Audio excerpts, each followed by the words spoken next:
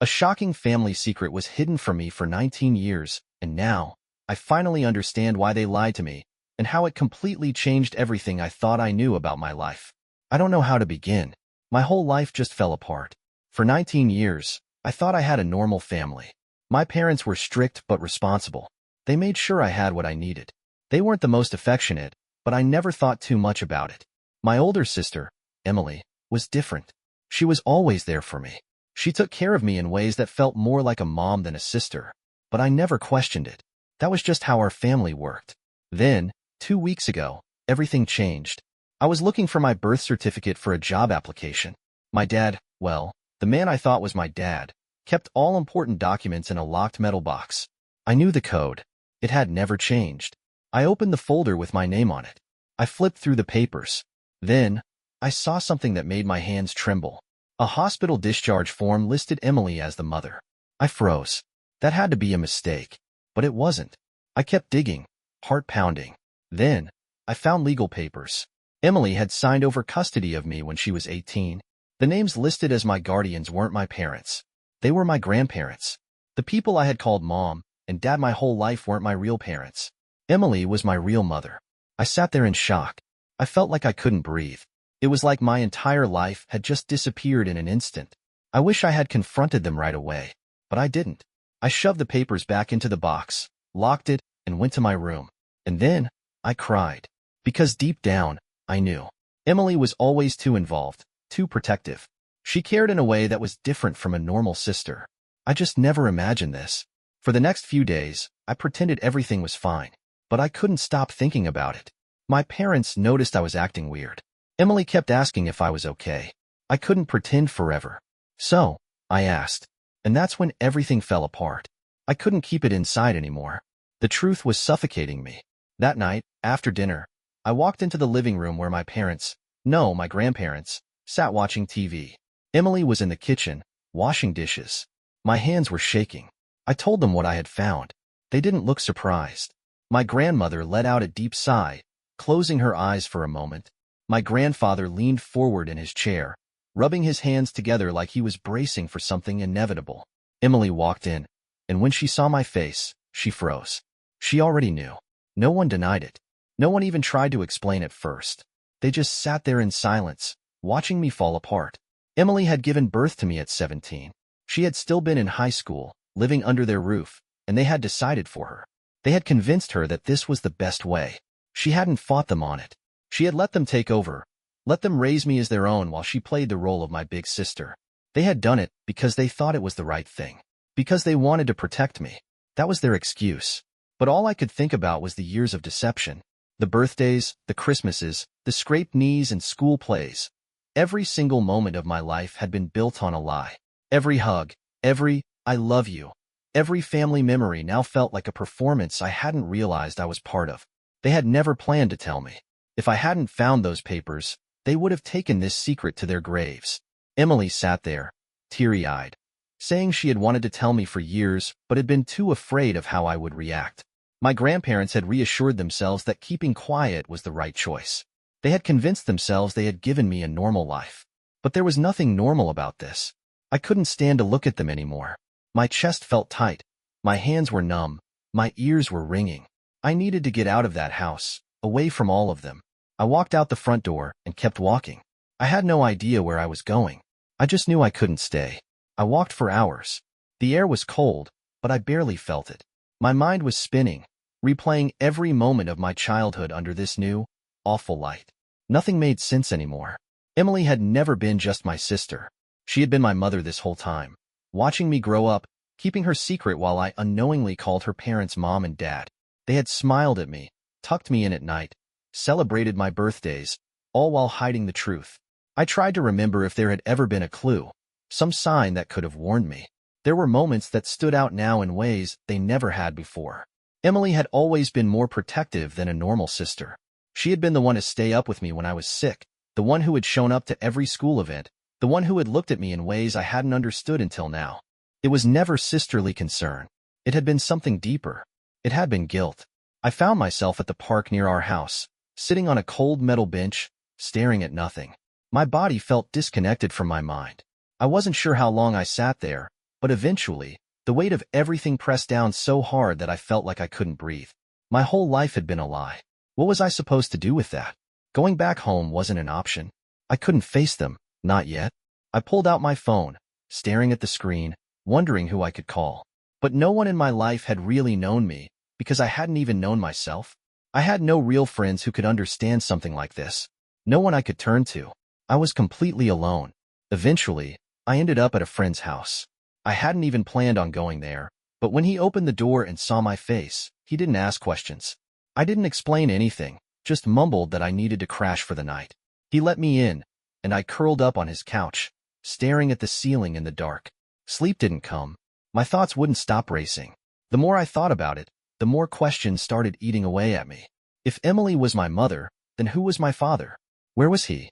Did he even know I existed? And if my whole family had been capable of hiding something this huge from me, then what else were they keeping from me? I wasn't sure I wanted the answers, but I knew one thing for certain. I would never look at them the same way again. I didn't go home the next day. I couldn't. I stayed at my friend's house, barely speaking, barely moving. I felt numb, like I was floating outside my own body. My life had split into two versions, the one I had believed in for 19 years and the one I had been forced to accept overnight. Everything felt fake now. Every childhood memory felt tainted. At some point, my phone buzzed. Dozens of missed calls from my grandparents. Messages from Emily, asking where I was, if I was okay. None of them deserved a response. I needed space. But the more I tried to block them out, the more my thoughts spiraled. The biggest question wouldn't leave my mind. Who was my father? Emily's name was on the hospital form, but the space where my father's name should have been had been left blank. Did my family even know who he was? Had he abandoned Emily? Had he been some random high school boyfriend who left when she got pregnant? Or worse, had it been something darker? Something she had never wanted to talk about? The not knowing made me sick. By the afternoon, I forced myself to get up. I needed answers. Going back to the house felt wrong, so I went to the only other place I could think of, Emily's apartment. She had moved out years ago, but she still lived in the same town. I hadn't even planned what I was going to say. I just knew I couldn't keep this inside anymore. When she opened the door and saw me standing there, her eyes filled with relief. But I wasn't there to make her feel better. I asked her about my father. She hesitated. She looked away. She told me it was complicated. That was all I needed to hear to know she had been keeping another secret. There was more to this story, and I wasn't leaving until I knew the truth. Emily didn't answer right away. She stood in the doorway, gripping the frame like she needed it to hold her up. I didn't care if it was hard for her. It had been so much worse for me. She told me my father wasn't someone I needed to worry about, that it wouldn't change anything, that I should just leave it alone. That only made me want to know more. I pressed her for answers, refusing to let it go. And that's when she said something that hit harder than anything else. She didn't know who he was. Or at least, that's what she claimed. Her voice shook when she said it. She told me she had been young and stupid, partying with the wrong people, making mistakes she couldn't take back. She said she had been reckless, that she hadn't kept track of names. It felt like a punch to the gut. I had spent my entire life not knowing my real parents, and now I was being told that one of them didn't even exist. That I wasn't the result of love, or even some failed teenage relationship. I was just a mistake. I wanted to believe she was lying, that she knew more than she was letting on. But the way she looked at me, like she was ashamed, like she couldn't even bring herself to meet my eyes, it made me think she was telling the truth, and that truth was unbearable. I felt like I had lost something I never even knew I needed. I had already lost my identity, my sense of family, my childhood. Now I had lost the chance of ever knowing the other half of where I came from. Emily tried to apologize. She said she never wanted me to feel like I wasn't wanted. She said she had loved me from the moment she knew I existed. But love hadn't stopped her from lying to me for 19 years. I walked out before she could say anything else. I didn't know where I was going. I just knew I had nothing left to say to her. I walked away from Emily's apartment, but the conversation stayed with me. Her words kept repeating in my head, over and over until they barely made sense. She didn't know who my father was. She had been reckless. She had made mistakes. It wasn't just about me being a mistake. It was the way she had said it, the way she had avoided looking at me, like the truth was worse than she wanted to admit, like she was ashamed of something even bigger. I started to wonder if she had told me the whole story. Maybe she really didn't know. Maybe she had been so caught up in teenage recklessness that she never stopped to think about the consequences. Or maybe she knew exactly who he was, and she just didn't want me to find out. The thought made my stomach turn. I couldn't go back home. I couldn't sit in that house with my grandparents, pretending they hadn't built my entire life on a lie. I couldn't go back to Emily, who had decided for me that I didn't deserve the truth. So, I did the only thing I could think of. I went looking for answers myself. The first place I checked was my birth certificate. I had already seen the hospital records, but maybe the official document had something different. Maybe my father's name was buried somewhere in the fine print. It wasn't. The space was blank. I sat there staring at the document, as if looking at it long enough would somehow force a name to appear. But there was nothing. No clue. No signature. Just empty space where my father's identity should have been. The more I thought about it, the more I realized I needed to stop relying on my family for the truth. They had spent 19 years keeping secrets. They weren't going to stop now just because I had found out. If I wanted answers, I had to find them myself. But I had no idea where to start. I thought about asking distant relatives, but that felt impossible. What if they didn't know? What if they did, but had also been part of the lie? Every person I had trusted was now someone I had to question. I started searching old photo albums, digging through anything that might give me a clue. If my father had ever been around, there had to be something. A picture. A letter. Anything. I didn't know what I was expecting, but I knew one thing. I wasn't going to stop until I found the truth. I didn't know where to start. I had never felt more lost in my life. Every official document had led me nowhere. My birth certificate was blank. The hospital records gave no clue. Emily wasn't talking. My grandparents had already lied to me for 19 years. I couldn't trust them to tell me anything now. But someone, somewhere, had to know the truth. I decided to start with my extended family. My grandparents had always kept me close, but I still had a few uncles, aunts, and cousins I saw at family gatherings. Someone had to remember something. Someone had to have noticed when Emily was pregnant. I went through old family albums first, page after page of pictures, but nothing stood out. There were plenty of photos of me as a baby, but Emily was in nearly all of them, holding me, feeding me, watching me. It was strange how obvious it seemed now. No normal teenage sister would have been that involved. Then, I noticed something odd. There were no photos of Emily from the year before I was born. She had disappeared from the albums entirely. There were pictures of my grandparents, of other relatives, of random family events, but Emily was just missing. It was like that whole year had been erased. That couldn't have been a coincidence. I called my great-aunt, my grandmother's older sister. She had always been kind to me, and she lived in another state, far away from my grandparents' influence. If anyone would be honest, it would be her. The moment I asked about Emily's pregnancy, there was a long pause on the other end of the line. Then she sighed. She told me that Emily had been sent away for a while, that my grandparents had made up some excuse about her studying abroad, but everyone in the family knew the truth. She had been pregnant. And then, months later, she had come back, and I had appeared. She didn't know who my father was, or at least she didn't say. Maybe she was protecting Emily. Maybe she just didn't have the answer. But what she did tell me confirmed what I had suspected. They hadn't just hidden the truth. They had erased it. I wasn't supposed to know anything. My whole life had been rewritten to fit the version of reality they wanted me to believe. And I had lived that lie without question. Now, I couldn't trust anything.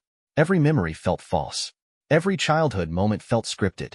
The people I had loved the most had been playing parts, following a plan they had made long before I was even old enough to understand it. I was nothing more than a secret they had turned into a person. And I still had no idea where I had really come from. But I was getting closer. And no matter how much it hurt, I wasn't stopping now. The truth wasn't just hidden. It had been buried. Emily had been sent away. My grandparents had made up a story to cover it up. My entire existence had been carefully placed into a version of reality that fit their needs, not mine. And now, I was left picking up the pieces of a life I never really owned. But I still didn't have the full story. I couldn't shake the feeling that Emily had lied to me about my father. Maybe she really didn't know. Maybe she did and was too ashamed to admit it. But the fact that no one had ever spoken his name, that he wasn't on any documents, that there was no trace of him at all, it felt deliberate. Someone had gone out of their way to make sure I never found him. And I was starting to think it wasn't just Emily. I called my grandparents. They had been leaving me voicemails, telling me to come home, telling me they could explain everything. I had ignored them for days. But now, I wanted to hear what they had to say. When my grandmother picked up, she sounded relieved. Then cautious. I didn't waste time. I asked about my father. She told me to let it go. She said it wouldn't do me any good to know. That Emily had been young, that it had been a mistake, that some things were better left in the past. I asked again. She got quiet. And then she said something that made my blood run cold. He's not the kind of man you want in your life. That was all she gave me. No name, no explanation, just a warning. I hung up without another word. It wasn't just that she refused to tell me. It was how she said it. Like she wasn't just keeping a secret. She was protecting me from something. But after everything they had done, I didn't trust them to decide what was best for me. I was going to find out who my father was, no matter what it cost me. The moment my grandmother told me that my father wasn't someone I wanted in my life, I knew the truth was worse than I had imagined. This wasn't just about shame. This wasn't about a teenage mistake. This was something they were afraid of. I started searching records online, digging through old newspapers, anything that might give me a lead. I didn't have a name, but I had a timeline. Emily had been sent away when she was pregnant. That meant she had likely given birth in a different town, far enough that no one would have asked questions. I searched through birth records. Nothing. Then, I started looking through old high school yearbooks. Emily had gone to a different school during that missing year, and I found the school listed on an old holiday card my great-aunt had sent my grandmother years ago. I checked the names of male students around that time, and then, I found something. A news article. It was from 19 years ago, around the time Emily would have been pregnant. A teenage boy from that same high school had been arrested. He was 21. She was 17. His name was Matthew Cole. The article didn't give many details, only that he had been involved in an incident with a younger girl. There was no follow-up, no conviction listed, just that he had left town shortly after his arrest. My stomach turned. Was this the man my grandmother had warned me about? Had Emily been a victim? I didn't know what to believe. But suddenly, I was terrified of the truth. I closed my laptop and sat in silence, my heart pounding. I had wanted answers. I had demanded them. But now, I wasn't sure I could handle what I was about to find. I had spent weeks chasing the truth, but when I finally stood in front of the man who might be my father, all I felt was dread. Matthew Cole. His name had been buried for 19 years, erased from my existence like he had never been there. But he had been. Somewhere in the past, in the shadows of my mother's biggest secret, he had existed. And now, I had found him. The house he lived in was old, worn down by time, just like the man who answered the door. He looked at me with tired, wary eyes, the kind of eyes that had seen too much and regretted most of it. When I asked if he knew Emily Carter, he didn't deny it. When I asked if he was my father, he flinched. And when I demanded the truth, he refused to give me one. It was a long time ago, he muttered, his voice hollow. I don't know. It doesn't matter. But it did matter. It mattered because my entire life had been rewritten to erase him. It mattered because my mother, Emily, not my sister, my mother, had lived with this secret for nearly 2 decades, never saying a word. It mattered because my grandparents had built an entire world around me, one where the truth was something to be locked away, something to be forgotten. I asked again. I begged. I told him I needed to know. He just shook his head, muttered something under his breath, and shut the door in my face. That was it. No answers. No closure. No moment of revelation that tied everything together. Just another lie. Another silence. I stood there for a long time, staring at the door, feeling emptier than I ever had before. I had imagined so many ways this could end. An explosive confession, a bitter argument, maybe even some kind of twisted relief. But I hadn't expected this. I had come all this way, only to be left with nothing. The silence that followed, I didn't go back home. I couldn't. The house I had grown up in no longer felt like mine. The people I had once called my parents were strangers now, and even Emily, the one person I wanted to understand, felt like a ghost of someone I used to know. I stayed with a friend, ignoring the messages piling up on my phone. My grandmother left voicemails every day, her voice desperate, pleading. Emily sent texts telling me she was sorry, that she wished she had told me sooner. But none of it changed what had already been done. One night, I finally responded. I told Emily I wasn't coming back. She didn't argue. She just sent a final message. I understand. That was the moment I realized she had known, all along, that this day would come. That one day, I would find out, and I would walk away from her. She had lived with that fear for 19 years. But that was her burden, not mine. Moving forward, I spent the next few weeks trying to rebuild myself from the ground up. I started therapy. I reconnected with friends. I let myself grieve the life I thought I had. Some nights, I wondered if I had made the right choice cutting them off. Other nights, I felt like I had finally set myself free. The truth didn't fix anything. It didn't heal me. It didn't make my life better. But at least for the first time, it was mine. And that had to be enough.